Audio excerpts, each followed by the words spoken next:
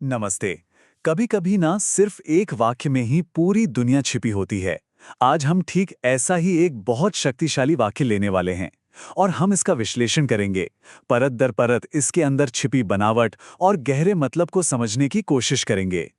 तो ये है वो वाक्य। सुनने में कितना सुंदर है ना? इसकी जो लय है, इसकी जो ध्वनि है, बहुत कमाल की है। लेकिन इसका मतलब वो पहली बार में समझ नहीं आता। और देखिए, ये सिर्फ कुछ शब्दों का ढेर नहीं है, ये एक बहुत गहरी प्रार्थना है।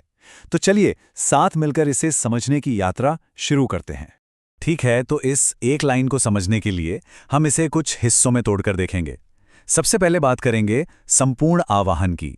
फिर देखेंगे कि आखिर इसमें बात किससे की जा रही है, यानी दिव्य शक्ति को संबोधन। इसके बाद हम उनके परम स्वभाव को समझेंगे।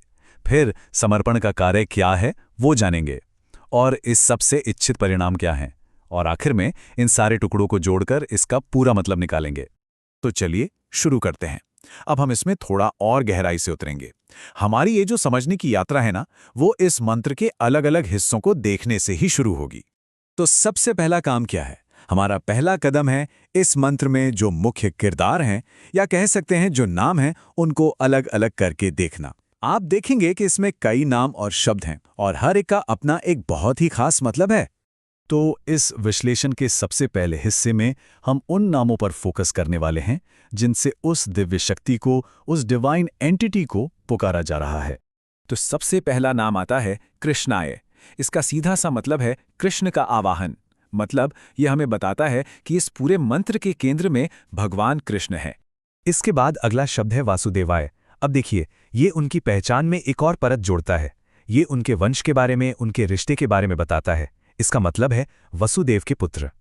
फिर हमारे सामने आता है हरिये। ये हरि का एक नाम है जो उसी डिवाइन पावर के एक और रूप, एक और पहलू को दिखाता है। इससे ये साफ होता है कि जिसे पुकारा जा रहा है उसके कई रूप हैं। और आखिर में इस कड़ी में आता है गोविंदाय। ये एक और नाम है गोविंदा, जो उसी दिव्य हस्ती के लिए इस्तेमाल हुआ है। सोचिए, एक ही लाइन में इतने सारे अलग अलग नामों का इस्तेमाल कितना दिलचस्प है ना? तो अब तक हमने देखा कि किसे पुकारा जा रहा है। अब हमारा ध्यान इस बात पर जाएगा कि वो क्या है, वो किस चीज का प्रतीक है। और यहां पर शब्द आता है परमात्मने। इसका मतलब है परम आत्मा को। ये शब्द उस शक्ति के असली, मतलब यूनिवर्सल स्वभाव के बारे में बताता है। ये किसी एक व्यक्ति की बात नहीं हो रही, बल्कि पूरे ब्रह्मांड की जो चेतना है उसकी बात हो रही है।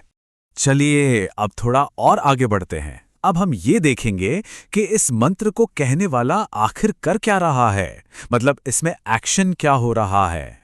तो शब्द है प्रणता।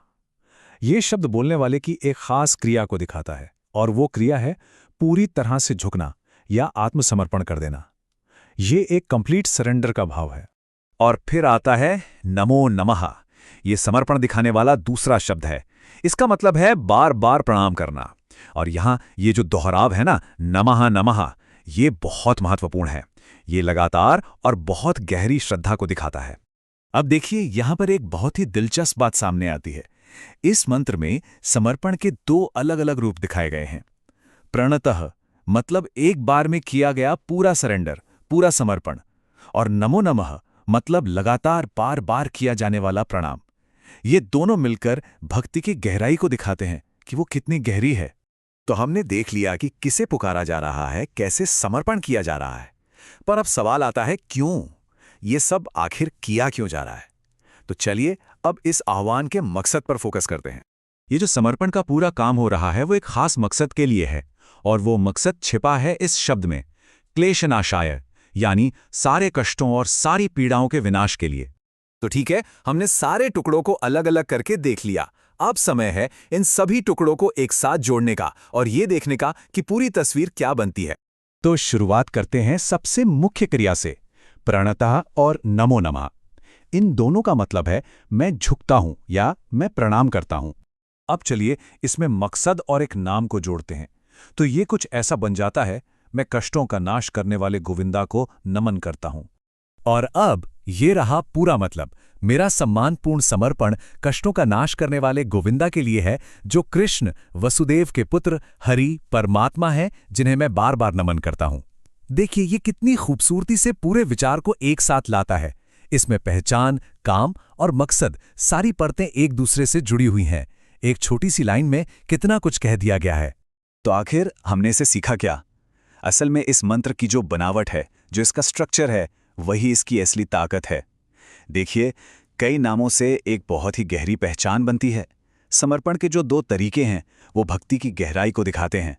और ये पूरी लाइन एक साफ साफ कारण और उसका नतीजा बताती है कि समर्पण करो तो कष्टों से मुक्ति मिलेगी। और जो दोहराव है, वो इस मेन मैसेज को और भी पक्का कर देता है। और आखिर में ये पूरी बात हमें एक बहुत ही गहरे सवाल पर लाकर छोड़ देती है। जरा सोचिए, एक सांस में, एक वाक्य में आखिर कितना मतलब समा सकता है? ये इस बात का एक बेहतरीन उदाहरण है कि भाषा सिर्फ बात करने का एक जरिया नहीं है, बल्कि अपने आप में अनुभव और अर्थ की एक पूरी दुनिया हो सकती है।